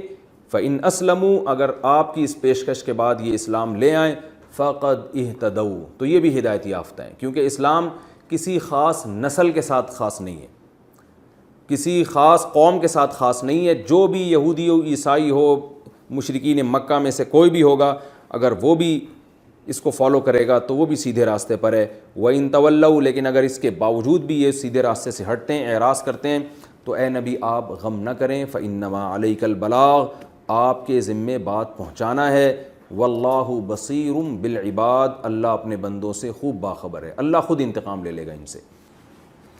بسم اللہ الرحمن الرحیم، نحمدہ ونصلی علی رسولہ الکریم۔ سورہ آل عمران کا رکوع نمبر 2 اور تیسرے پارے کا رکوع نمبر 10، یہ رکوع چل رہا تھا، اس کا لفظی ترجمہ ہو چکا ہے، اس کی تفسیر بھی ہو چکی ہے، گرامر بھی ہو چکی ہے۔ اس میں جو علم نکات تھے میں نے کہا تھا کہ میں انشاءاللہ اگلے ایپیسوڈ میں وہ بیان کروں گا، تو آج انشاءاللہ میں جو موٹے موٹے ہمیں اسباق ملتے ہیں نمبر وار میں بیان کر کے اگلے رکوع کی طرف چلوں گا انشاءاللہ۔ اعوذ باللہ من الشیطان الرجیم، بسم اللہ الرحمن الرحیم، ان الذین کفروا لن تغنی عنہم اموالہم ولا اولادہم من اللہ شیئا، یہاں سے بات چل رہی تھی۔ تو اس میں ہمیں پہلی بات یہ پتہ چلتی ہے کہ آپ اگر اللہ کے نافرمان ہیں تو اب آپ کا مال اور آپ کی اولاد آپ اس خوش فہمی میں نہ رہیں کہ یہ ہمیں اللہ کے عذاب سے بچا لیں گے۔ ایمان ضروری ہے، ایمان کے بعد شفاعت بھی کام آئے گی، پیچھے لوگ آپ کے لیے دعا کریں گے وہ بھی کام آئے گی، آ سکتی ہے. لیکن اگر آپ کی موت کفر پر ہو رہی ہے، آپ اللہ کے باغی ہیں، تو پھر کوئی چیز آپ کے کام نہیں آ سکتی. قل للذین کفروا ستغلبون وتحشرون الی جہنم. اس میں اللہ نے خوشخبری دی ہے کہ اہل ایمان اگر تقوی اور ایمان پر قائم رہیں گے تو اللہ انہیں غلبہ عطا فرمائے گا. یعنی ایسا نہیں ہے کہ اللہ ہمیشہ انہیں آزمائش میں ہی رکھے گا، بلکہ ظاہری طور پر بھی اللہ انہیں فتح اور نصرت سے نوازے گا. لیکن قرآن میں اللہ نے دوسری جگہ حکم دیا کہ بشرطے کہ تم تقوی اختیار کرو. انتم اعلون ان کنتم مومنین، اگر تم حقیقی مومن ہو تو غلبہ تمہارا ہی ہوگا. اس سے ہمیں پتہ چلتا ہے آج جو مسلمان مغلوب ہیں دنیا میں، مفتوح ہیں، اس کی ایک بڑی وجہ یہ ہے کہ مسلمان اپنے دین سے دور ہو چکے ہیں. غیر مسلموں کی کامیابی کے جو ان کے اصول ہیں وہ یاد رکھیے مسلمانوں کی کامیابی کے نہیں ہیں. غیر مسلم صرف ظاہری اسباب کے ذریعے کامیاب ہوتا ہے، مسلمان کو ظاہری اسباب کے ساتھ اپنے اعمال کی بھی اصلاح کرنی ہے. اسی بیس پہ اللہ انہیں دنیا میں غلبہ عطا فرمائے گا. اس رکوع میں یہ بھی سبق ملتا ہے کہ کس طرح اللہ بعض مرتبہ چھوٹی جماعتوں کو بڑی جماعتوں پر غالب کرتے ہیں. قرآن میں اللہ نے فرمایا تمہارے لیے 2 جماعتوں میں نشانیاں ہیں، یعنی غزوہ بدر میں چھوٹی جماعت بڑی جماعت سے ملی، مگر بڑی جماعت کو اللہ نے چھوٹی جماعت بڑی کر کے دکھائی ہے. یہ اللہ کی قدرت ہے کہ اللہ باطل کے دل میں اہل حق کا بعض مرتبہ روب ڈال دیتے ہیں، اور یہ دل جو ہے نبی صلی اللہ علیہ وسلم نے فرمایا اللہ کے ہاتھ میں. آپ ظاہری نقشے تو چینج کر سکتے ہیں لیکن دل کی کیفیات آپ کے ہاتھ میں نہیں ہے، تو وہ اللہ نے اپنے ہاتھ میں رکھا ہوا ہے معاملہ. تو یہ اللہ کی عادت ہے کہ اللہ اہل حق کا اہل باطل پہ روب ڈالتے ہیں. تو اس لیے اہل حق کو اپنی قسم پرسی اور اپنے اسباب اور وسائل کی قلت سے زیادہ غمزدہ نہیں ہونا چاہیے. آپ کم وسائل کے بعد بھی اللہ آپ کو دشمن پہ غلبہ عطا فرما سکتا ہے، دشمن پہ آپ کا روب ڈال کر. ویسے بھی ماہر نفسیات بھی یہ بات کہتے ہیں کہ جو آدمی غلطی پر ہوتا ہے نا، وہ اسے احساس ہوتا ہے کہ میں غلط ہوں، یہ غلط ہونے کا احساس اس کو بزدل بنا دیتا ہے. اور آپ اگر حق پر ہیں تو کمزور ہونے کے باوجود آپ کو آپ کا حق پر ہونے کا احساس آپ کو بہادر بنا دیتا ہے. یہ بھی ایک زمینی حقیقت ہے. تو اللہ نے فرمایا کہ وہ طاقتور تھے لیکن کمزوروں کو اللہ نے ان کی نظر میں طاقتور بنا کے دکھایا. تو یہ اللہ تعالیٰ کی قدرت ہے، اور اس قدرت کا آج بھی ہم مشاہدہ کرتے رہتے ہیں.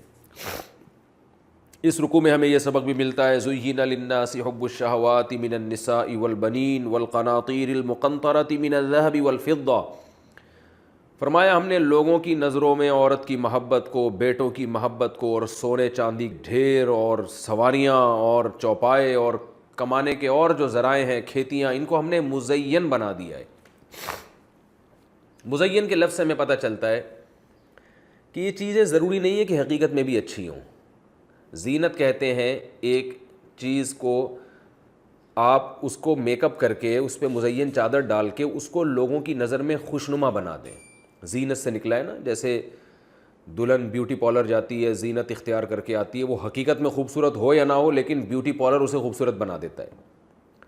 ایک بری چیز ہے لیکن آپ اچھے لیبل لگا کے اس کو اچھا بنا دیتے ہیں، جیسے کہ آج کل میڈیا کر رہا ہے، برائی کو اچھائی کا لیبل. جیسے حقوق نسواں کے نام سے آپ دیکھ رہے ہیں عورت کی بربادی ہو رہی ہے، لیکن لیبل عورت کی آزادی کے نام سے بڑے اچھے اچھے لیبل لگا کے بری چیز کو اچھا کر کے دکھایا جا رہا ہے. تو مزین کا مطلب یہ ہوتا ہے ایک چیز اندر سے اچھی ہے یا نہیں ہے، لیکن آپ نے اس پہ ایک ایسی چادر اڑا دی اس کو کہ اگر اس کے اندر گند بھی بھرا ہوا ہے تو دیکھنے میں آپ کو وہ اچھا لگنے لگے. تو اللہ نے فرمایا کہ یہ جو دنیا ہے جس میں یہ چیزیں ہیں یہ اچھی ہیں یا نہیں ہے یہ تو ایک الگ بحث ہے، لیکن بہرحال لوگوں کو اچھی لگتی ہیں، ان پہ مزین چادر اللہ نے اوڑھ دی ہے، خوشنما معلوم ہوتی ہیں یہ چیزیں لوگوں کو. اور آگے اللہ نے فرمایا میں تمہیں اس سے بہتر نہ بتاؤں، اور وہ کیا ہے؟ جنت. اس میں ہمیں یہ اشارہ دے دیا ہے کہ تمہیں دنیا خوشنما تو لگ رہی ہے، اللہ کی طرف سے پابندی بھی نہیں ہے دنیا اختیار کرنے پر. کسی پیغمبر نے دنیا کمانے کو، دنیا اختیار کرنے کو حرام نہیں قرار دیا، بلکہ ہمارے پیغمبر نے تو ترغیب دی ہے بہت سارے مقامات پر. قرآن نے اللہ کے فضل کو تلاش کرنا اس کو یعنی اس کی ترغیب دی ہے قرآن مجید نے. لیکن قرآن کیا کہہ رہے ہیں کہ ہم نہیں کہہ رہے کہ یہ غلط چیزیں ہیں، بلکہ قرآن کہہ رہے ہیں اُنَبِّئُکُم بِخَیْرٍ مِّن ذَلِکُم، اس سے بھی بہتر کا پتہ نہ بتائیں ہم تمہیں، وہ ہے جنت جس کے نیچے نہریں بہتی ہوں گی اور وہاں پاکیزہ بیویاں ملیں گی تمہیں اور اللہ کی رضا ملے گی۔ تو اس میں اشارہ کر دیا کہ دنیا اختیار کرنا منع نہیں ہے، لیکن انسان کی نیچر ہے جب اسے اس سے کوئی بہتر چیز مل رہی ہوتی ہے تو وہ کمتر کو چھوڑ دیتا ہے۔ آپ کے پاس ایک کوئی شخص سونے کا چھوٹا سا سکہ لے کر آئے اور آپ کے پاس ایک دوسرا شخص ڈائمنڈ لے کر آ رہا ہے جو کروڑوں روپے کا ہے، اس سونے کی قیمت ہے 2-4 لاکھ اور ڈائمنڈ کی قیمت ہے کروڑوں روپے، آپ کو آپشن دیا جاتا ہے کہ ان دونوں میں سے ایک اختیار کرو، آپ کہتے ہو کہ میں ڈائمنڈ لوں گا۔ اب کوئی شخص کہے یار تمہیں فری میں سونے کا سکہ مل رہا ہے تم نہیں لے رہے، تو آپ کو جواب میں یہ کہیں گے کہ مجھے سونے کی سکہ ایک قیمتی چیز مل رہی ہے، لیکن اگر میں یہ سونے کا سکہ لیتا ہوں تو اس سے قیمتی سے محروم ہو جاتا ہوں میں، اور وہ ہے ڈائمنڈ۔ تو یہاں بھی قرآن کہہ رہا ہے کہ یہ سب چیزیں ہیں لیکن یہ آزمائش ہے۔ بہت سے مقامات ایسے ہوں گے جہاں تم اگر دنیا کے حصول کی کوشش کرو گے تو جنت سے محروم ہو جاؤ گے۔ تو ہمیشہ اعلیٰ کی تلاش میں انسان کمتر کو قربان کر دیتا ہے، کمتر کی لالچ میں اعلیٰ کو قربان نہیں کرتا۔ تو جب یہ دنیا کی چیزیں جن میں عورتیں، بچے اور سونے چاندی کے ڈھیر اور بہترین سواریاں تمہیں اپنی طرف مائل کریں تو تم یہ سوچ لیا کرو کہ ان کی طرف جانے سے کہیں جنت سے محرومی تو نہیں ہو رہی، اگر نہیں ہو رہی ہے تو جاؤ، ہو رہی ہے تو پھر وہ اس سے بہتر ہے، اس کو چھوڑ دو پھر۔ اور دنیا کی طرف جانے سے آخرت کا نقصان کب ہوتا ہے؟ جب دنیا ناجائز طریقے سے آپ کما رہے ہوں اور اپنی خواہشات کو حرام طریقے سے آپ پوری کر رہے ہوں۔ جیسے اللہ نے عورت کا ذکر کیا، اگر عورت سے تعلق آپ بغیر نکاح کے رکھ رہے ہیں، دوستیاں لگا رہے ہیں، تو یہ تعلق قیامت کے دن آپ کو جنت کی نعمتوں سے محروم کر دے گا۔ ایسے موقع پہ آپ نے گھٹیا چیز کو لے لیا اور اعلیٰ سے آپ محروم ہو گئے۔ اگر آپ بیٹوں کی طرف جا رہے ہیں، اولاد پہ فخر کر رہے ہیں کہ مجھے اللہ نے اتنی اولاد دی، مجھے بیٹے دیے، لیکن آپ اپنی اولاد کو خوش کرنے کے لیے، ان کے دل میں اپنی محبت پیدا کرنے کے لیے ناجائز کی طرف جاتے ہیں تو آپ آخرت سے محروم ہو رہے ہیں اور دنیا کی لذتوں میں آپ پڑ رہے ہیں۔ اگر آپ القناطیر المقنطرہ من الذهب والفضہ، سونے اور چاندی کے ڈھیر کی طرف جا رہے ہیں، یہ بینک بیلنس، اس زمانے میں سونے چاندی کے ڈھیر نہیں ہوتے، اس زمانے میں آپ کا بینک اسٹیٹمنٹ دیکھا جاتا ہے کہ آپ کے پاس کتنا سرمایہ ہے، آپ کی پراپرٹی دیکھی جاتی ہے۔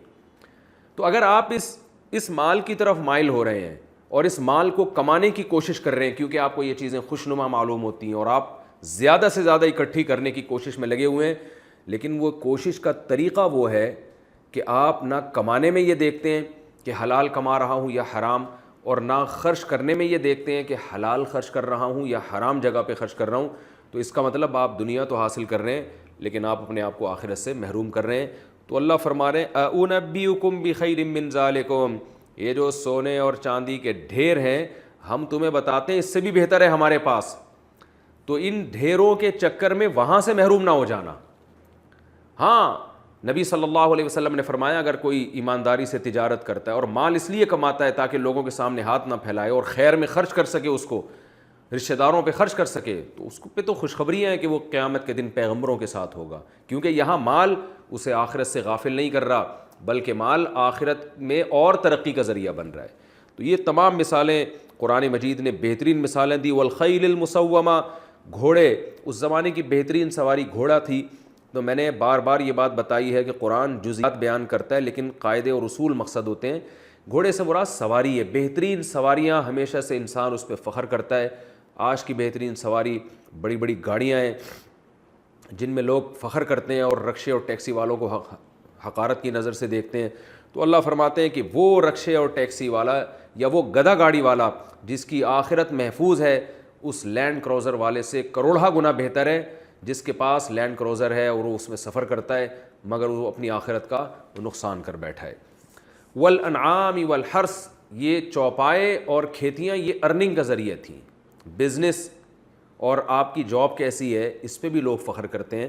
تو یہ تمام چیزیں لوگوں کی نظر میں اٹریکٹیو ہیں، لیکن اللہ فرما رہے ہیں کہ اس سے بھی بہتر ہے ہمارے پاس آخرت میں، اور اس کی قیمت کیا ہے؟ اتقوا، جو لوگ تقوی اختیار کرتے ہیں۔ یہ دنیا کی جو چیزیں ہیں نا ان کی قیمت کیا ہے؟ پیسہ دے کے آپ یہ چیزیں لیتے ہیں، لیکن آخرت میں جو نعمتیں آپ کو ملیں گی للذین اتقوا عند ربہم، اللہ فرماتے ہیں کہ جو اپنے رب سے ڈرتے ہیں ان کے پاس ان کے رب کے نزدیک جنتی نعمتیں ہیں۔ ڈرنے کا مطلب کیا ہے؟ گناہوں سے بچتے ہیں، اللہ کے خوف سے ڈر کے گناہ چھوڑ دیتے ہیں۔ میں بار بار یہ بات بتاتا ہوں کہ صرف ڈرنا کافی نہیں ہے، اتنا خوف کہ آپ کے قدم حرام کی طرف جانے سے بچ جائیں، تو یہ اس جنت کی قیمت ہے جو اللہ نے رکھی ہے۔ تو ہمیں یہ بھی ایک بہت اہم علمی نقطے کی بات اس آیت سے پتہ چلتی ہے، بہت اہم آیت ہے ہماری زندگی کے ہر شعبے میں، کہ جب بھی آپ کو یہ چیزیں اللہ کی طرف مائل کریں، آپ فوراً یہ سوچیں کہ اس سے بھی بہتر ہے۔ آپ کا بد نظری کا دل چاہتا ہے، کوئی حسین عورت جا رہی ہے، آپ کا دیکھنے کا دل چاہتا ہے، حرام لذت کا دل چاہتا ہے آپ کا، آپ فوراً سوچیں کہ اللہ کے پاس اس سے بہتر ہے میرے لیے۔ آج میں اپنی نظر کو جھکا لوں گا تو کل اللہ میری اس آنکھوں کی خواہش کو پورا کریں گے۔ تو جب بھی گناہ کا خیال آئے اور دنیا اپنی طرف مائل کرے تو آخرت کا سوچ کے انسان کو موٹیویشن ملتی ہے اور وہ اس گناہ سے بچنے کی کوشش کرتا ہے اگر وہ عقل مند انسان ہوگا۔ ایک اور علمی نقطے کی بات یہ بھی پتہ چلتی ہے کہ اللہ تعالیٰ نے اس آیت میں جو چیزیں آپ کو محبوب ہیں ان کا تذکرہ کیا، اور محبوب چیزوں میں سب سے پہلے عورت کا تذکرہ کیا ہے۔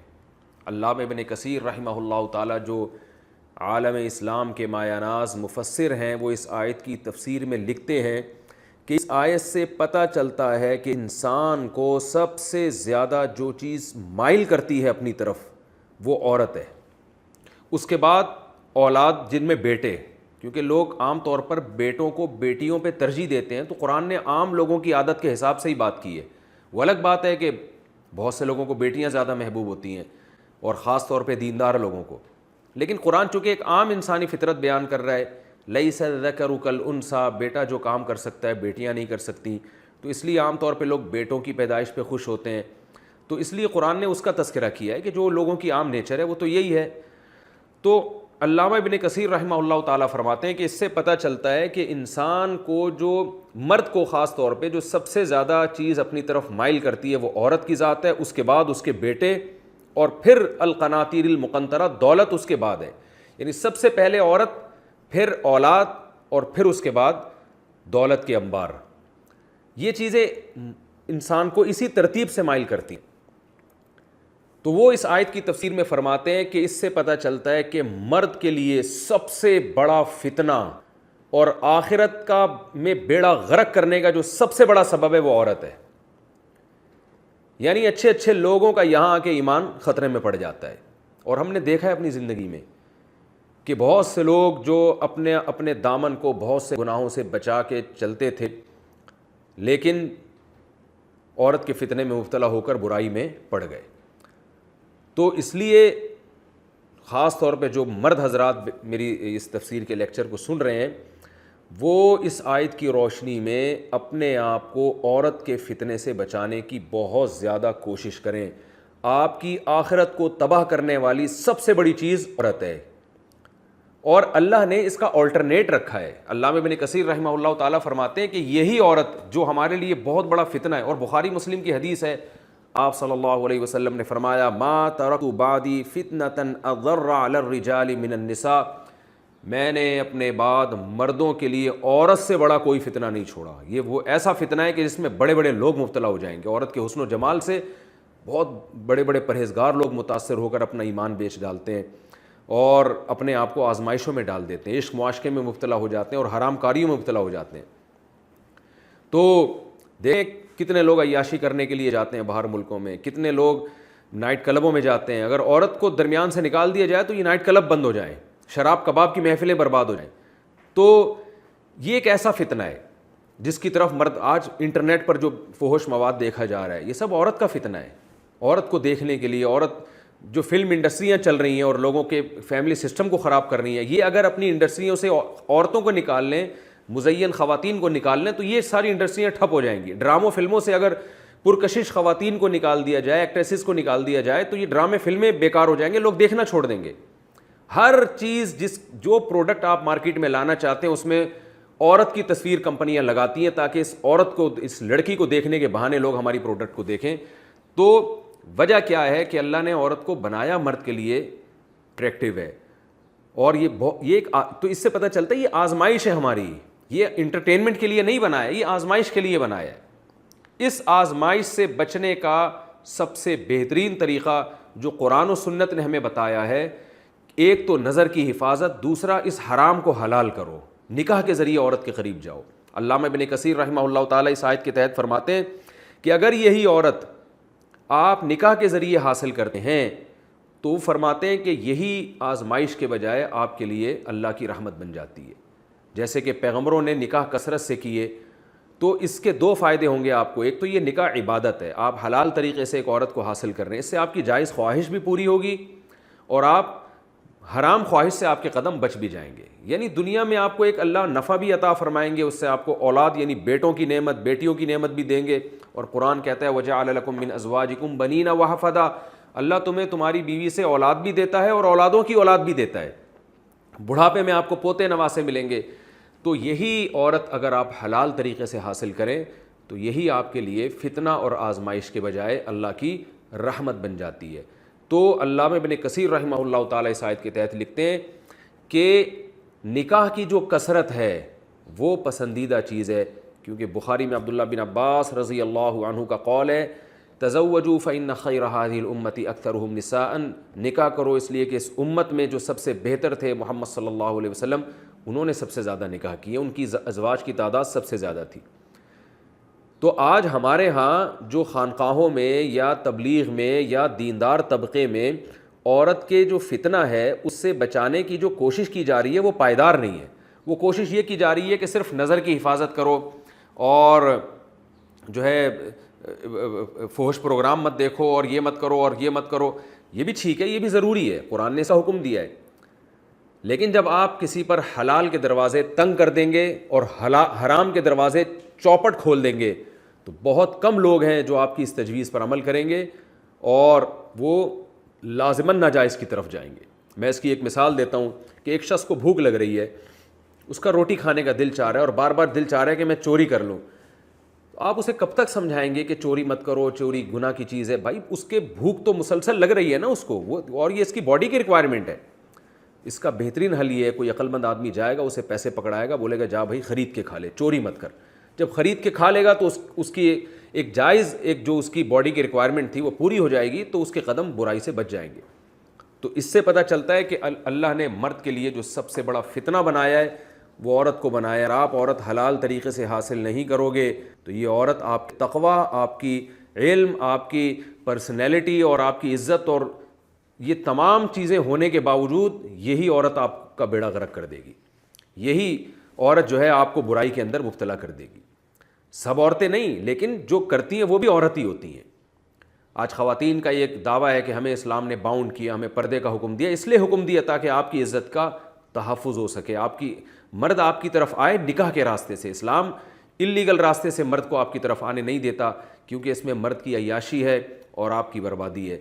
تو اللہ ہماری خواتین کو بھی یہ سمجھ عطا فرمائے کہ وہ نکاح کے علاوہ کسی اور راستے سے اپنی طرف مرد کو آنے نہ دیں، کیونکہ نکاح کر کے جب مرد عورت کی طرف آئے گا تو بھاری قیمت اس کو دینی پڑے گی، اس کو اپنی بیوی کے لیے گھر ارینج کر کے دینا پڑے گا، ساری زندگی گیس بجلی کے بل ہیں، بچوں کی کفالت ہے، بچوں کی پیدائش کا خرچہ ہے اور مرنے کے بعد وراثت میں حصہ ہے۔ یہ ساری فیسلٹیز عورت کو ملتی ہیں، اسلام عورت کو تحفظ دے رہا ہے، مگر آج ہماری خواتین کو معلوم نہیں کیا ہو گیا، وہ عیاشی کی طرف جا رہی ہیں، وہ یہ نہیں جانتی کہ ہماری عیاشی اس میں کم ہے، مرد کی عیاشی اس میں زیادہ ہے۔ تو یہ ہمیں پتہ چلتا ہے کہ عورت ایک بہت بڑا فتنہ ہے، لہذا حلال میں وسعت پیدا کرنا اس زمانے میں، ہر زمانے میں ضروری تھا، اس زمانے میں اور زیادہ ضروری ہے۔ تو نکاح کو کسی بھی طریقے سے اس کی حوصلہ شکنی کرنا، اسلام کم عمری کی شادی کا قائل ہے، بچی کی شادی 13 سال میں، لڑکے کی شادی 14-15 سال میں کر دی جائے، اسلام اس کا قائل ہے۔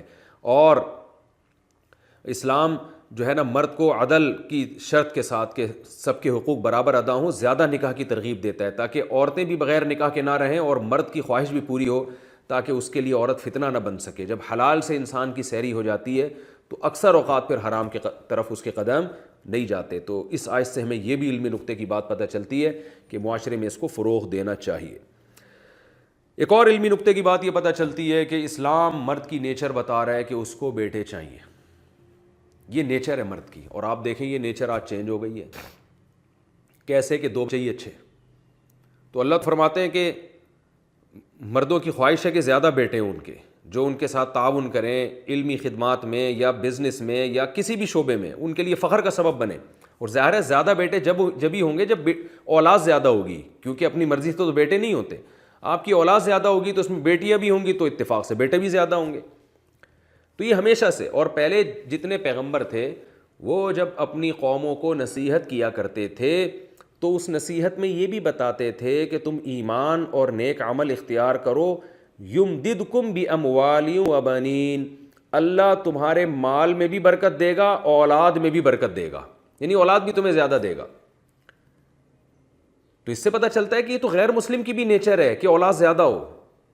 لیکن آج آپ دیکھیں کہ اس نیچر کے خلاف لوگوں کو بغاوت پہ اکسا دیا ہے. اور ہر آدمی کی خواہش ہے میرے 2-3 بچے ہوں، یعنی آپ سے آپ کی آنکھوں کی ٹھنڈک چھینی جا رہی ہے اور آپ کو پتہ ہی نہیں ہے. ایسا ذہن خراب کر دیا آپ کا.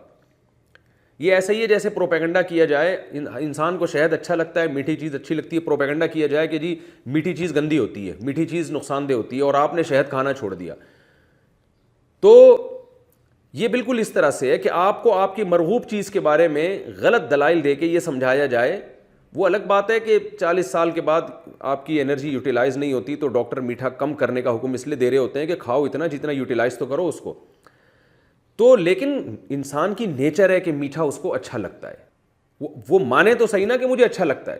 اب کیا کر دیا ہے کہ اولاد کی کثرت جو انسان کی نیچر تھی اسے غلط دلائل دے دے کے اسی محبوب ترین چیز کو انسان کی نظر میں مبغوض ترین چیز بنا دیا گیا ہے. یہ بھی انسان کی نیچر اور فطرت کے بالکل خلاف ہے. جیسے مرد کو عورتوں کی کثرت اچھی لگتی ہے، وہ کرے نہ کرے اس کی مرضی ہے، ایسے ہی مرد کی یہ فطرت ہے اس کو بیٹے زیادہ چاہیے. اور عورت کی بھی یہ فطرت ہے، اس کو بھی اولاد زیادہ چاہیے، بلکہ اس کی تو زیادہ خواہش ہوتی ہے یہ.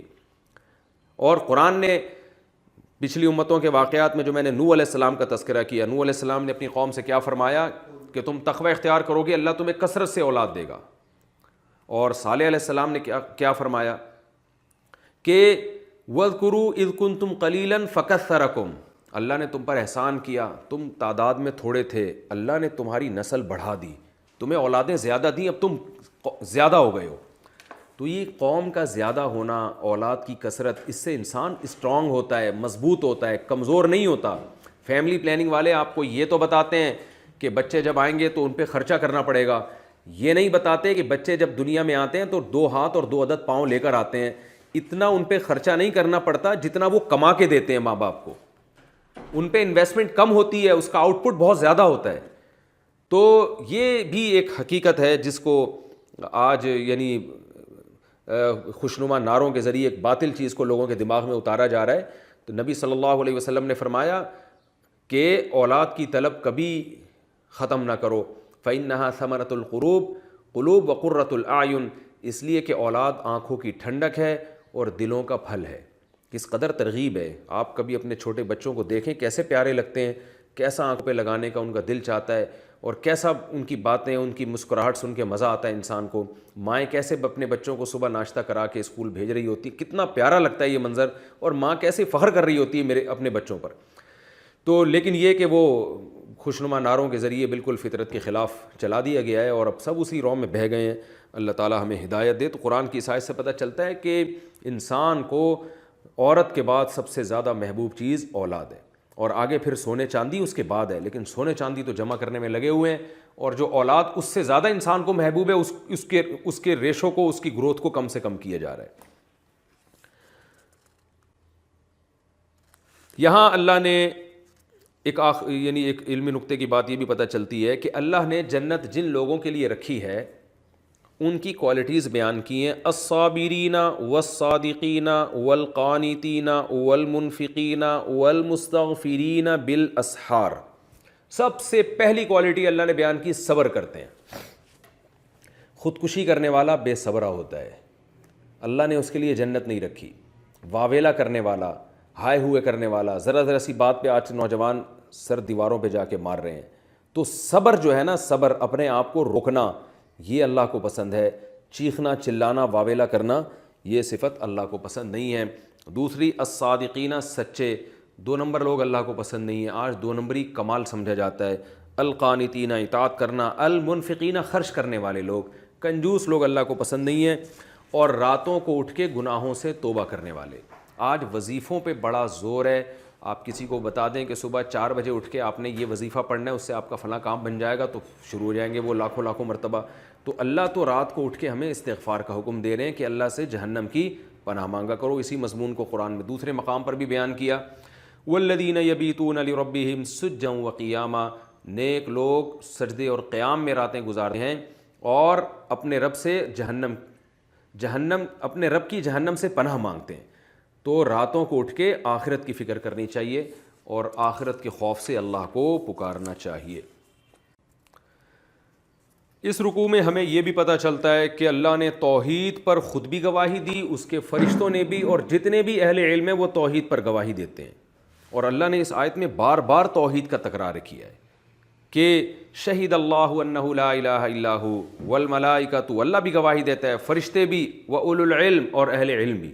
تو 3 قسم کے طبقے جب کسی بات پر گواہی دے رہے ہوں تو یہ اس بات کے سچے ہونے کی دلیل ہے۔ اس کو دلیل نقلی کہا جاتا ہے، لا الہ الا ھو العزیز الحکیم۔ اور ان الدین عند اللہ الاسلام، یہ ہمارے لیے بڑے فخر کی بات ہے کہ اللہ نے ببانگ دوہل اعلان کر دیا کہ جب اسلام دنیا میں آیا ہے تو پھر اسلام کے علاوہ کوئی اور مذہب اللہ کی نظر میں قابل قبول نہیں ہے۔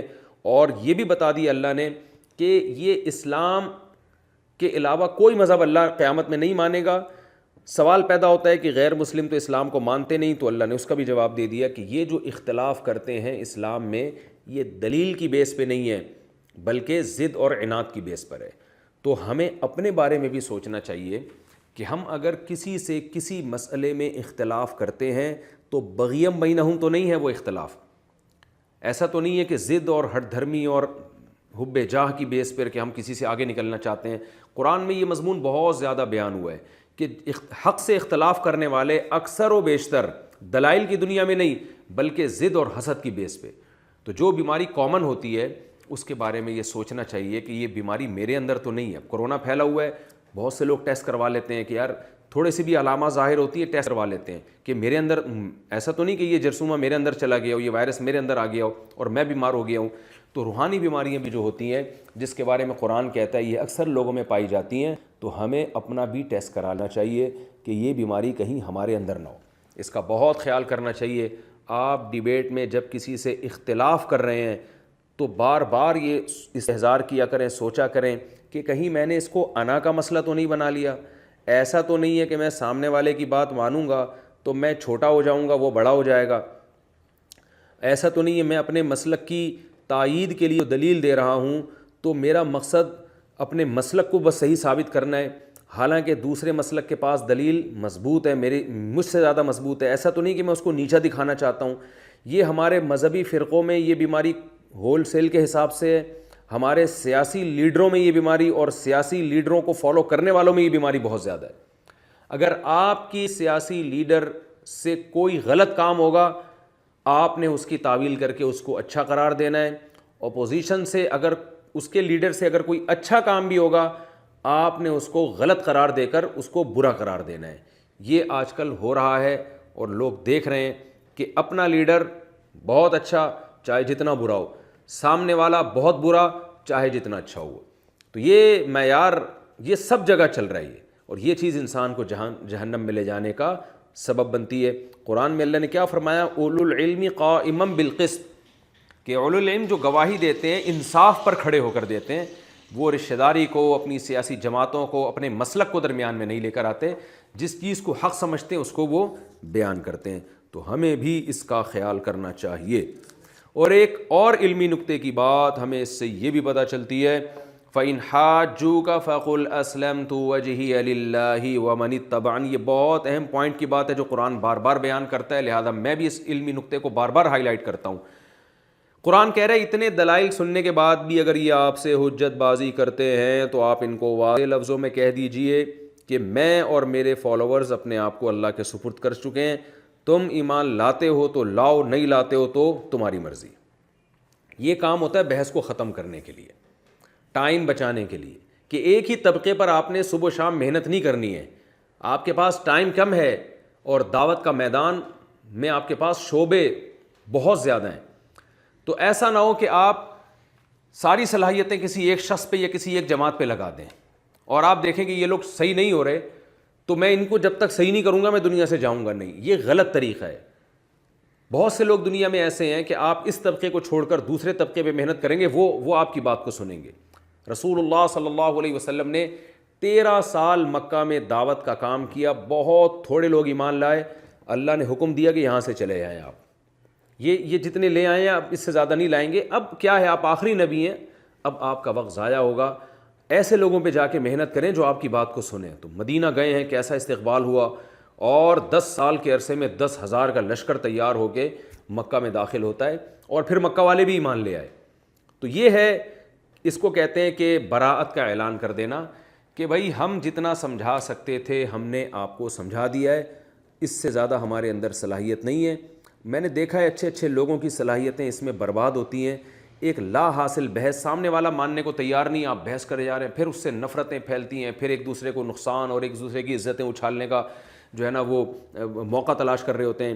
ابراہیم علیہ الصلاۃ والسلام نے اپنے والد کو سمجھایا, سورہ مریم میں پورا رکوع ہے. جب مایوس ہو گئے تو چھوڑ دیا ان کو, سلام علیک استغفر لک ربی, اے میرے ابا آپ پر سلامتی ہو, میں اللہ سے توبہ استغفار کروں گا, اس سے زیادہ میرے بس میں نہیں ہے. انی مہاجر الی ربی, میں اب چھوڑ کے جا رہا ہوں, میں دوسری جگہ جا کے تبلیغ کروں گا, اس قوم میں ماننے کی صلاحیت نہیں ہے. تو یہ نہیں کہ ابراہیم علیہ السلام نے کہا نہیں میں تو بس انہیں کو سمجھاتا رہوں گا قیامت تک, میرے ابا ہیں سمجھاتا رہوں گا, میں کیسے ہی بگوارہ کر لوں کہ میرے ابا جہنم میں چلے جائیں تو میں تو ان کو آخری دم تک لڑوں گا. نا نا نا نا نا نا بھائی, آپ نے ایک حد تک کام کرنا ہے, اس کے بعد نہیں ہے تو چھوڑ دیں, اس کے علاوہ دوسروں پر محنت کریں. تو ابراہیم علیہ السلام نے اس علاقے کو چھوڑ دیا. میں بھی لوگوں سے یہ کہتا ہوں کہ آپ اپنی اولاد پہ بھی ایک حد تک محنت کریں, بیوی پہ بھی ایک حد تک محنت کریں, ابا پہ بھی ایک حد تک محنت کریں, بیوی اپنے شوہر پر بھی ایک حد تک محنت کرے. اس کے بعد اس ٹاپک کو پھر چھوڑ دیں, پھر اس کے لیے بس دعاؤں کا سلسلہ رہے. بار بار ایک ہی چیز کو جب آپ ریپیٹ کریں گے اور ایک ہی شخص کے سامنے کریں گے تو پھر وہ اکتائے گا بھی, اور بڑا نقصان یہ ہوگا کہ یہ ٹائم اگر آپ کسی اور پہ لگاتے تو اس کا آؤٹ پٹ بہت زیادہ مل جاتا آپ کو. آپ نے یہ ٹائم ایک ایسے شخص پہ لگا دیا کہ جس کا رزلٹ زیرو ہے, یا اگر زیرو نہ بھی ہوا تو اس کا نتیجہ بہت بعد میں جا کے ظاہر ہوگا, جبکہ اس دوران آپ اور بہت سارے کام اچھے کر سکتے تھے. تو ہمیں یہ بھی اس سے ایک اصول اور ضابطے کی بات پتہ چلتی ہے, اور ہم اگر اس اصول کو پھیلانا چاہیں تو یہ دنیا میں بھی یہ اصول چلتا ہے کہ آپ نے اگر ایک چیز تجربہ کر کے دیکھ لی تو علماء کہتے ہیں 3 دفعہ تجربہ کرو, بس چوتھی دفعہ پھر تجربہ نہ کرو. کوئی بزنس ہے, آپ کوئی جاب کر رہے ہیں یا آپ کوئی پڑھائی کر رہے ہیں, کچھ بھی کر رہے ہیں, تو آپ نے 2 سے 3 دفعہ تجربہ کرنا ہے. اس کے بعد ساری زندگی تجربوں کی بھیٹ نہیں چڑھانا, اپنے رخ کو پھر آپ نے چینج کرنا ہے. تو حدیث میں آتا ہے نا, لا یلدغ المؤمن من جحر مرتین, آپ صلی اللہ علیہ وسلم نے فرمایا مومن کو ایک سوراخ سے 2 دفعہ نہیں ڈسا جا سکتا. تو بار بار تجربے ہی کرتے رہنا ایک ہی چیز کے بارے میں, یہ بہت غلط بات ہے. اس سے انسان کا ٹائم ضائع ہوتا ہے. امکان تو ہوتا ہے کہ اس دفعہ تجربہ کامیاب ہو جائے, لیکن ہم انہیں امکانات پہ نہیں چلنا, ہم نے زمینی حقیقت کو دیکھنا ہے. تو اس لیے فرمایا وَإِن تَوَلَّوْا فَإِنَّمَا عَلَيْكَ الْبَلَاغُ, اے نبی آپ کے ذمے تو پہنچانا ہے, اگر یہ اس کی پیشکش کو قبول نہ کریں تو بس آپ ان کو اپنے حال پہ چھوڑ دیں. وَاللَّهُ بَصِيرٌ بِالْعِبَادِ, اللہ اپنے بندوں کو دیکھ رہا ہے. تو داعی کو بھی اس میں زبردست تسلی ہے کہ آپ نے اپنا کام کرنا ہے, اپنی بات کو پہنچانا ہے, حق کو. لوگوں کو نہیں دیکھنا کہ لوگ بات مان رہے ہیں کہ نہیں مان رہے ہیں. نوح علیہ السلام نے 950 سال دعوت دی ہے, کوئی نہیں مانا 40-50 لوگوں کے علاوہ, اللہ نے فیصلہ کر دیا. تو اگر آپ حق پر ہیں تو اللہ بہرحال آپ کے ساتھ ہے, اور اللہ خود ہی باطل لوگوں سے قیامت کے دن انتقام لے لے گا. یہ بہت بڑی تسلی کی چیز ہے. یہ رکوع ہمارا کمپلیٹ ہوا. اگلے ایپیسوڈ میں انشاءاللہ اس کے بعد والا رکوع میں آپ کے سامنے پیش کروں گا. اللہ تعالی ہم سب کو سمجھنے کی اور عمل کرنے کی توفیق فرمائے. وما علینا الا البلاغ.